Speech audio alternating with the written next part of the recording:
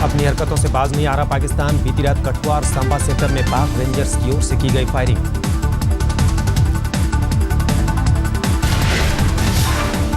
BSF ने पाक rangers को मुंहतोड़ जवाब दिया। जवाबी फायरिंग में अब तक 5 रेंजर्स को मार गिराया गया।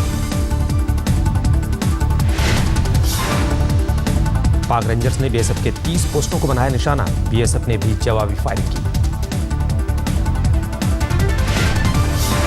पाक रेंजर्स ने रिहायशी इलाकों में मोर्टार से दागे गोले। पाक रेंजर्स ने रात करीब 9:30 बजे शुरू की फायरिंग। गृहमंत्री राजनाथ सिंह ने बीएसएफ को दिया निर्देश, बेवजह फायरिंग का मुंहतोड़ जवाब दें हमारे जवान।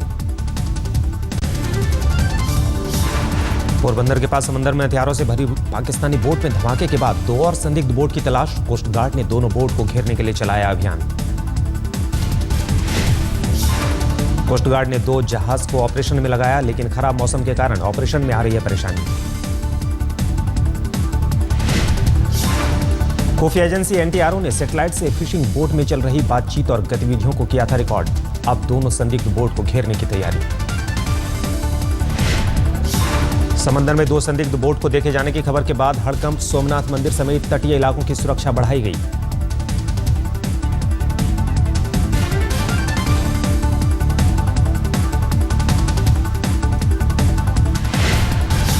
गिर सोमनाथ जिला की कोस्टल विस्तार में सुरक्षा व्यवस्था बढ़ाई गई है और कोस्टल चेक पोस्ट सोमनाथ सुरक्षा मंदिर में सिक्योरिटी गार्ड, पुलिस, एसआरपी द्वारा पूर्ति पेट्रोलिंग रखी है। पोरबंदर और उसके आसपास समंदर में मरीन पुलिस ने बढ़ाई पेट्रोलिंग। मछुआरों के नावों की भी हो रही है तलाशी। पोरबंदर के पास तटीय इलाकों में जारी किया गया हाई अलर्ट। हर आने जाने वालों पर रखी जा रही है नजर।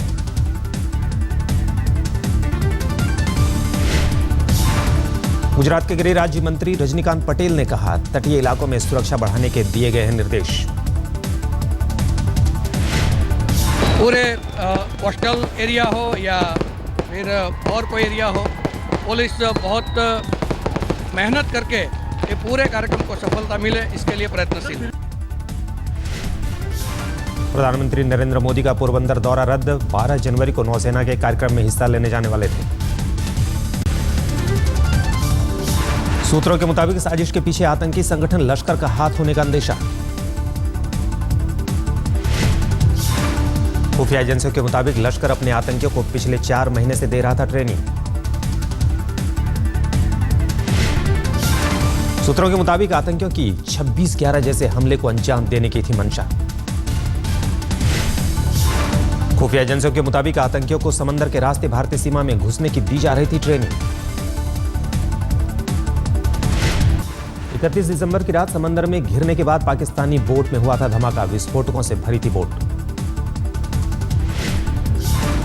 पोरबंदर से करीब 365 किलोमीटर की दूरी पर बोट में किया गया धमाका। पकड़े जाने के डर से बोट में सवार लोगों ने लगाई आग। इंडियन कोस्ट गार्ड ने करीब 1 घंटे तक बोट का किया था पीछा। कोस्ट गार्ड के रोकने पर नहीं रोकी गई बोट। पाकिस्तानी बोट पर 4 लोगों को देखा गया था। कोस्ट गार्ड की चेतावनी के बाद भी बोट नहीं रोकी गई। कोस्ट गार्ड के अधिकारियों के मुताबिक बोट में आग लगाने के बाद कुछ लोगों को समंदर में छलांग लगाते देखा गया। उनकी तलाश जारी। कराची के निकट केटी बंदर से निकली थी पाकिस्तानी बोट। 31 दिसंबर को दोपहर से भारतीय सीमा में घुसी थी। रक्षा मंत्री मनोहर पर्रिकर ने इंडियन कोस्ट गार्ड और ऑपरेशन में शामिल लोगों को दी शाबाशी। कहा, एक बड़ा खतरा टाल दिया गया। कांग्रेस ने भी कहा, देश में 26/11 जैसा खतरा टल गया, लेकिन केंद्र सरकार को पूरे मामले की जांच करानी चाहिए। Definitely we should appreciate our security officers, our security, no doubt in it. Bangalore blast मामले में बिहार के गया से एक शख्स हिरासत में। एनआईए की सूचना पर पुलिस ने हिरासत में लिया। हिरासत में लिए गए शख्स का नाम रफीक। राजस्थान एटीएस और बिहार एटीएस ने रफीक का नंबर कई दिनों से सर्विलांस पर लगा रखा था। They are the right entity to interact and exchange information with other entities across the country, including other state forces and central forces. धमाके की जांच में जुटी एनआईए की टीम ने गया पुलिस को दी थी जानकारी, जिसके बाद पुलिस ने उसे हिरासत में लिया। एनआईए सूत्रों के मुताबिक गया के नंबर से बेंगलोर में हो रही थी ब्लास्ट के संदिग्ध से बातचीत। सीवान जेल से आरजेडी के पूर्व सांसद मोहम्मद शहाबुद्दीन ने जारी की 23 लोगों की हिट लिस्ट। बिहार पुलिस की विशेष शाखा ने किया खुलासा। बिहार पुलिस की विशेष शाखा ने डीआईजी छपरा को लिखी चिट्ठी में कहा, जिन 23 लोगों की हिट लिस्ट बनी है उनमें से 2 की हत्या हो चुकी है। बीजेपी ने कहा, जब से आरजेडी और जेडीयू का गठबंधन हुआ तब से सीवान में वैसा ही दहशत जैसा एनडीए सरकार बनने से पहले था। देखिए, जब से गठबंधन टूटा है उसके बाद से पूरे बिहार की स्थिति खराब हुई है, लेकिन सीवान के अंदर शहाबुद्दीन का पुराना आतंक और भय पैदा हो गया। मालूम चला कि 23 आदमी का लिस्ट बनाया शहाबुद्दीन जी ने। ये कहां से पता चला उनको? क्या ये अंतर्यामी है? अगर वो चलाए तो उन्हीं से पूछिए कि आपको पता कहां से चला। आज से हरियाणा के सूरजकुंड में बीजेपी विधायकों का प्रशिक्षण शिविर। गृहमंत्री राजनाथ सिंह करेंगे शिविर का उद्घाटन। 2 दिनों तक चलने वाले प्रशिक्षण में बीजेपी के सभी 47 विधायक लेंगे हिस्सा। राजनाथ, सुषमा और वेंकैया समेत कई दिग्गज विधायकों को पढ़ाएंगे पाठ। प्रधानमंत्री नरेंद्र मोदी आज मुंबई में 102वीं इंडियन साइंस कांग्रेस का करेंगे उद्घाटन। देश विदेश से आए करीब 12,000 वैज्ञानिक आयोजन में लेंगे हिस्सा। मोदी आज मुंबई में देश के नामी बैंकरों के साथ करेंगे मुलाकात। वित्त मंत्री अरुण जेटली और आरबीआई के गवर्नर भी रहेंगे मौजूद। बीजेपी अध्यक्ष अमित शाह पहुंचे बेंगलोर। 20 जनवरी से बीजेपी की राष्ट्रीय कार्यकारिणी की हो रही बैठक की तैयारियों का लेंगे जायजा। दिल्ली की पूर्व मुख्यमंत्री शीला दीक्षित ने किया ऐलान, मैंने सक्रिय राजनीति से निजी तौर पर संन्यास लिया। आलाकमान के कहने पर प्रचार के लिए तैयार। मेरे से जब भी पूछा गया तो मैंने कहा, आप लोग तय कर लीजिए क्या किसको करना है। मैं नहीं हूँ और ना ही मेरा कोई परिवार का है। शीला दीक्षित ने कहा, नई दिल्ली अजय माकन का लोकसभा क्षेत्र रहा है, वो कांग्रेस के लिए बेहतर उम्मीदवार हो सकते हैं। अजय माकन बेहतर कैंडिडेट होंगे क्या? नई दिल्ली से सांसद भी रहे हैं। नेचुरली उनका एक उनकी ही कंस्टिट्यूएंसी रही है एमएलए की, तो naturally it will be very good. Delhi चुनाव के लिए आम आदमी पार्टी के उम्मीदवारों की आखिरी लिस्ट जारी। शुक्रवार को बाकी बची 8 सीटों के लिए भी उम्मीदवार घोषित।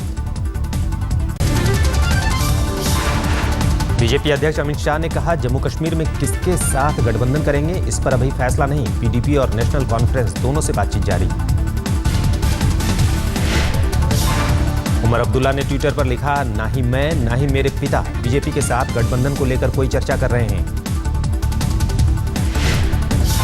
बिहार में आरजेडी और जेडीयू के विलय की तैयारी। 14 जनवरी को दोनों दलों के बड़े नेताओं की बुलाई गई बैठक। शारदा चिटफंड घोटाले में गिरफ्तार पश्चिम बंगाल के मंत्री मदन मित्रा की कोर्ट में पेशी। अदालत ने 16 जनवरी तक न्यायिक हिरासत में भेजा। कोर्ट में सुनवाई के दौरान मदन मित्रा ने खुद को बताया बेकसूर। कहा, अगर आरोप सही साबित हो तो फांसी दें। हर व्यक्ति को अपने विचार व्यक्त करने का स्वतंत्रता है। पीके का जो विरोध कर रहे हैं उनको भी अपने विचार व्यक्त करने का स्वतंत्रता है। मध्य प्रदेश के मुख्यमंत्री शिवराज सिंह चौहान के शिरडी जाने पर शंकराचार्य स्वरूपानंद सरस्वती ने साधा निशाना। पूछा, उन्हें क्या लाभ मिला। शिवराज सिंह को हम लोग बहुत प्यार से देखते हैं। वो साईं के यहाँ जाकर क्या लाभ स्वयं उठाएंगे। दिल्ली के बुराड़ी में शादी का झांसा देकर 35 साल की महिला से रेप। थाने में केस दर्ज, लेकिन आरोपी फरार। पीड़ित का आरोप, द्वारका में रहने वाले 50 साल के सीताराम ने कॉफी में नशीला पदार्थ पिलाकर बेहोशी की हालत में किया रेप। मेरठ के एक गांव की पंचायत में गैंगरेप के शिकार एक युवती की अस्मत की लगाई कीमत। 40,000 रुपए लेकर आरोपियों से समझौता करने का डाला दबाव। पीड़ित परिवार ने पंचायत का फरमान मानने से किया इनकार। पंचायत की धमकी के बाद भी थाने में केस दर्ज कराई। पीड़ित युवती के साथ गांव के 4 दबंगों ने किया गैंगरेप। मामला दर्ज होने के बाद भी अब तक आरोपियों की गिरफ्तारी नहीं। अयोध्या में महंगे शौक पूरे करने के लिए 10वीं के 3 छात्रों ने 11 साल के बच्चे से की दरिंदगी, अगवा कर ब्लेड से काटा गुप्तांग, शरीर पर कई जगह कैंची से वार। 5वीं में पढ़ने वाले हर्ष के घर वालों से छात्रों ने मांगी थी 5 लाख की फिरौती, घायल मासूम का अस्पताल में चल रहा है इलाज। यूपी के मुरादाबाद में कपड़ों के एक शोरूम में लगी भीषण आग, कई घंटे की मशक्कत के बाद आग पर काबू पाया गया।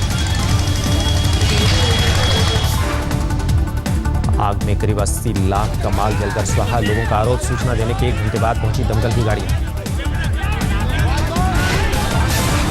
झांसी में एक घर में डाका डालने गए बदमाशों से वहां के मुखिया ने डटकर किया मुकाबला, अपनी लाइसेंसी बंदूक से एक बदमाश को मार गिराया। शुक्रवार को नोएडा सेक्टर 15 मेट्रो स्टेशन पर चेकिंग के दौरान एक शख्स को हिरासत में लिया गया। तलाशी के दौरान मिले जिंदा कारतूस और चाकू।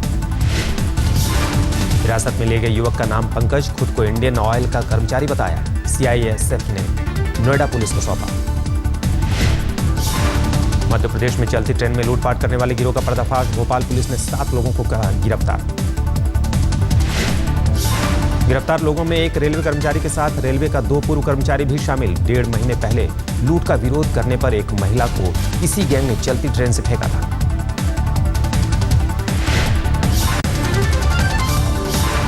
जापानी महिला के साथ गैंगरेप मामले में 5 लोग गिरफ्तार। कोलकाता पुलिस के मुताबिक अभी और आरोपियों की जारी है तलाश। जापानी महिला पर्यटक के साथ बिहार के बोधगया में हुआ था गैंगरेप। गैंगरेप के बाद बदमाशों ने लूटपाट भी की थी। पश्चिम बंगाल में छात्र संघ चुनाव से पहले टीएमसी और एबीवीपी कार्यकर्ताओं के बीच कई शहरों में हिंसक झड़प। बांकुड़ा, बीरभूम और वर्धमान में हिंसा। वर्धमान के कलना कॉलेज में पर्चा भरने को लेकर हिंसक झड़प में कई लोगों के घायल होने की खबर।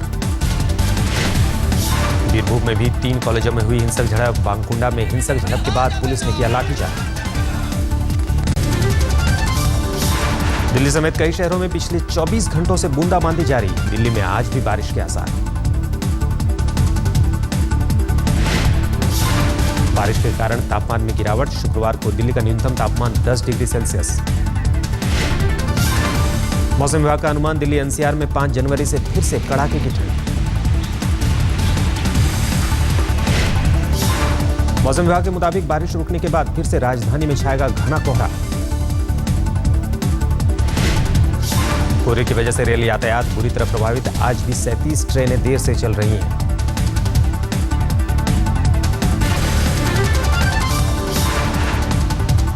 सिडनी टेस्ट तक धोनी को रहना पड़ेगा टीम के साथ। रिद्धिमान साहा के फिट नहीं होने पर अपना संन्यास वापस लेना पड़ सकता है। ऑस्ट्रेलिया दौरे पर वैकल्पिक विकेटकीपर के तौर पर टीम के साथ गए रिद्धिमान साहा चोटिल। मेलबर्न में संन्यास के बाद धोनी उनके स्टैंड बाय। 6 जनवरी से सिडनी में सीरीज का चौथा और आखिरी टेस्ट। 2 टेस्ट जीतकर ऑस्ट्रेलिया पहले ही सीरीज कर चुका है कब्जा। 6 जनवरी को वर्ल्ड कप 2015 के लिए टीम इंडिया का होगा ऐलान। धोनी वीडियो कॉन्फ्रेंसिंग के जरिए सिडनी से मौजूद रहेंगे।